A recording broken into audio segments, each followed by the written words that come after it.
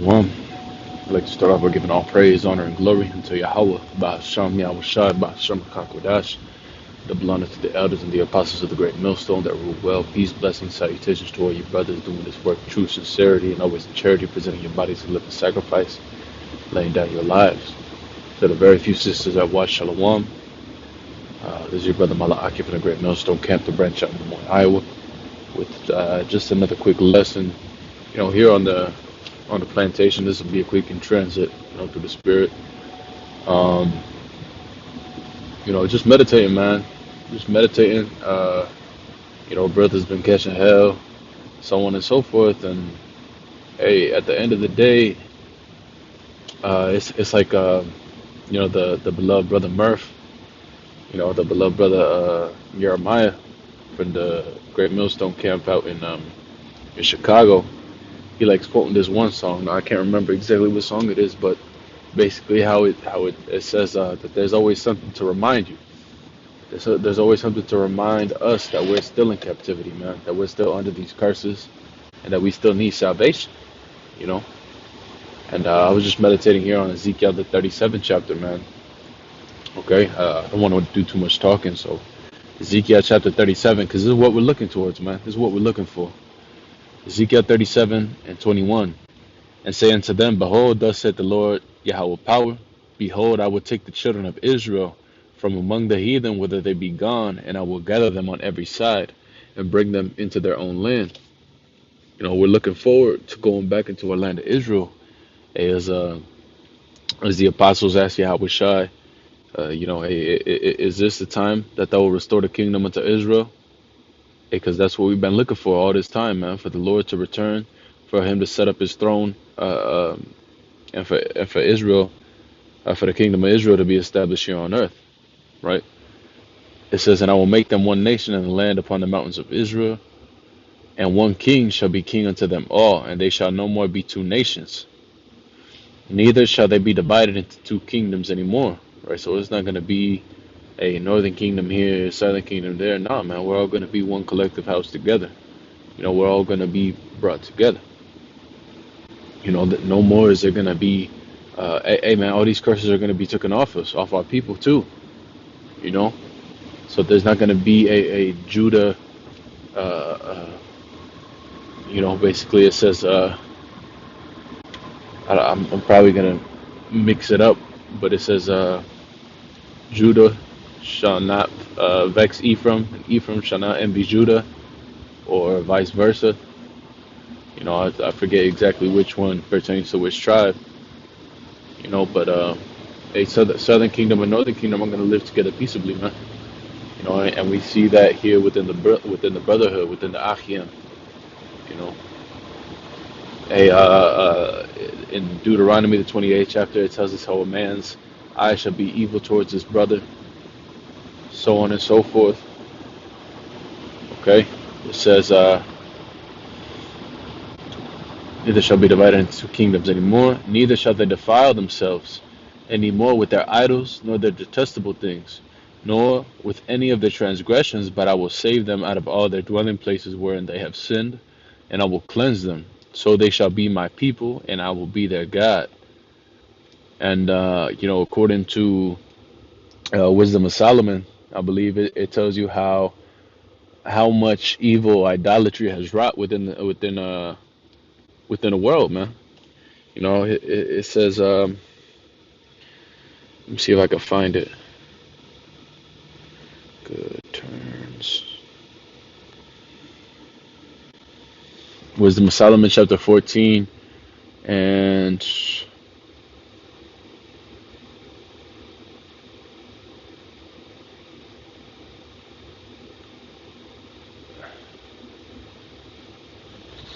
I'll start at 21, because it's going into somebody making an idol. It's talking about idolatry, people making idols and having people worship these idols, right? It says, and this was occasion to deceive the world for men, serving either calamity or tyranny, or to ascribe stones and rocks the incommunicable name.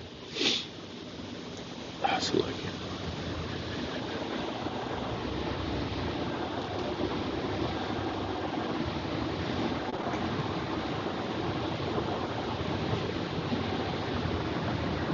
Salakia, brothers. Okay, it says, verse 22. Moreover, this was not enough for them, that they erred in the knowledge of the Most High. But whereas they lived in great war of ignorance, those great plagues called they peace. Okay.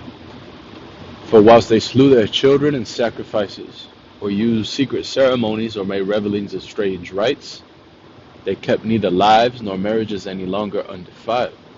But either one of them slew traitorously or grieved him by adultery. Hey, this is what Christianity breeds as well, man. With you celebrating Christmas, you worshiping Cesare Borgia.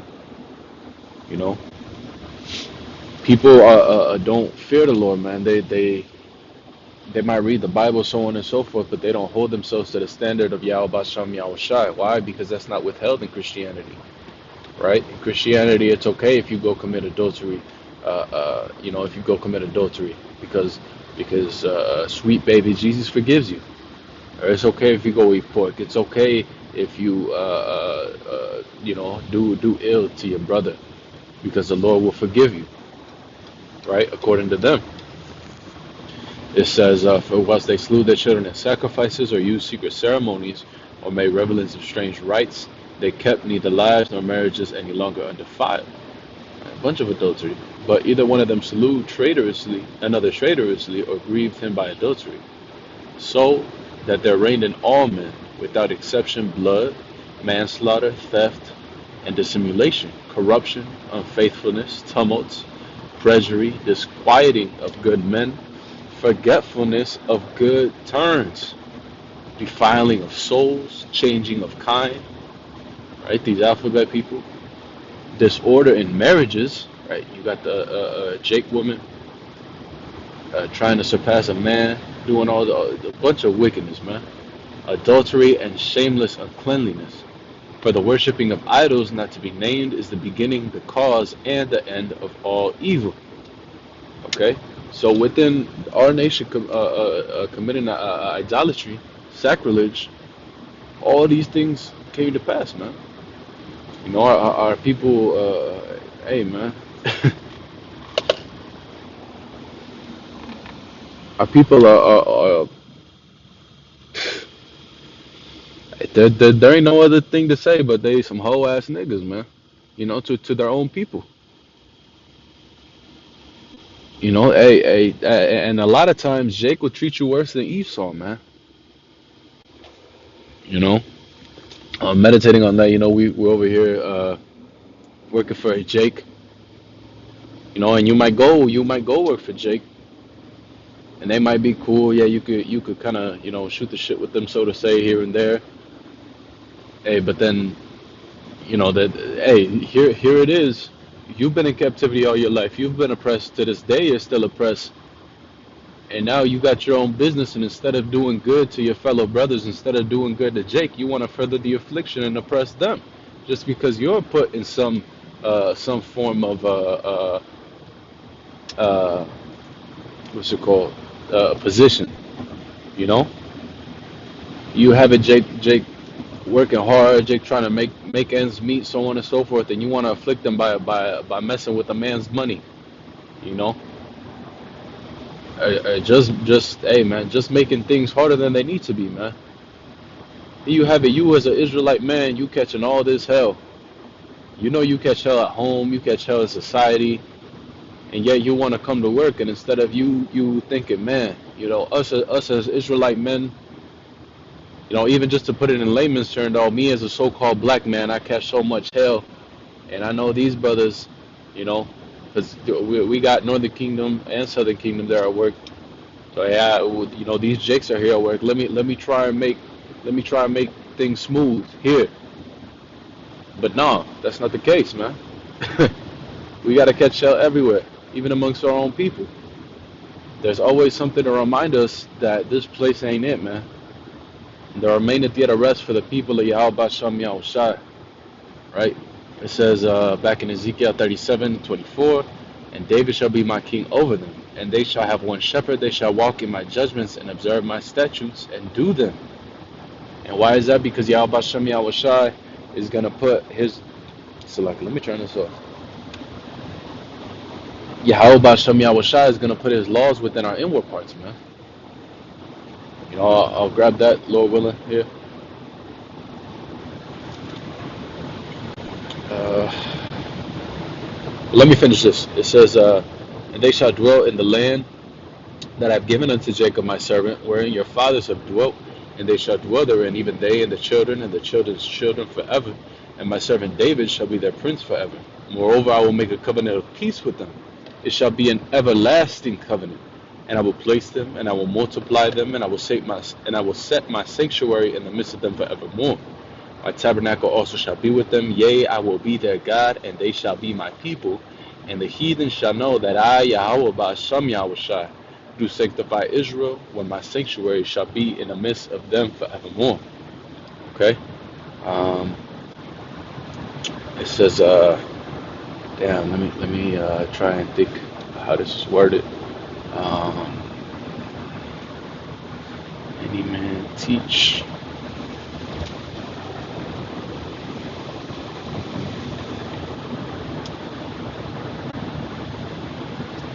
No, the Lord.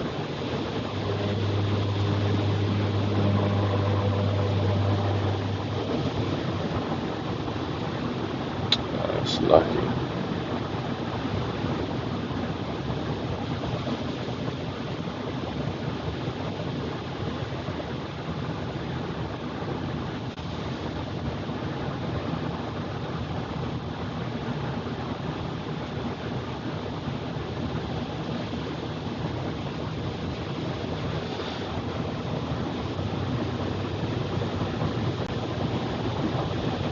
Jeremiah? Come. This is this is the book of Jeremiah.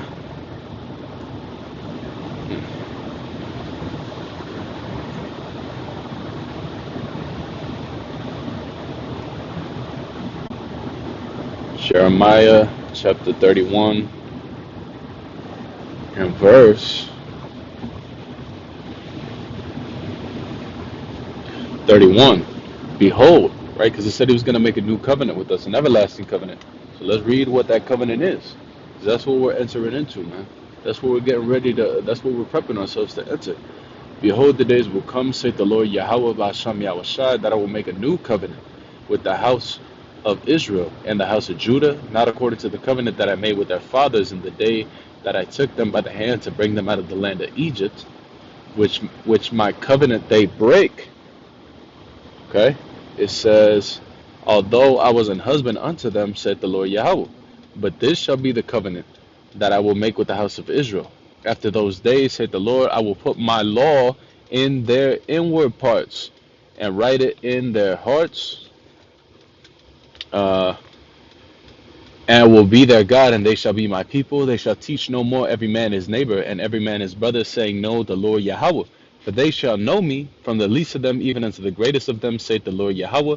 For I, Salakia, for I will forgive their iniquity. Okay, bear with me. Bear with me. And I will remember their sin no more. You know? So the Lord is going to write his laws within our inward parts, man. Meaning what? We're going to keep the fullness of the scriptures. You know? Every man is going to be upright. Every man is going to be righteous. We're not going to go off no more. None of our people will. You know, and that's the days we're looking for, man. It's truly a blessing, and it's truly something beautiful that we're getting ready to witness. Yahbasham Yahushai, we part of that 144, you know? Hey, so call hello, Yahbasham Yahushai. Bashem Kodash. Until the next time, I'm going to say Shalom wa Abba Babo.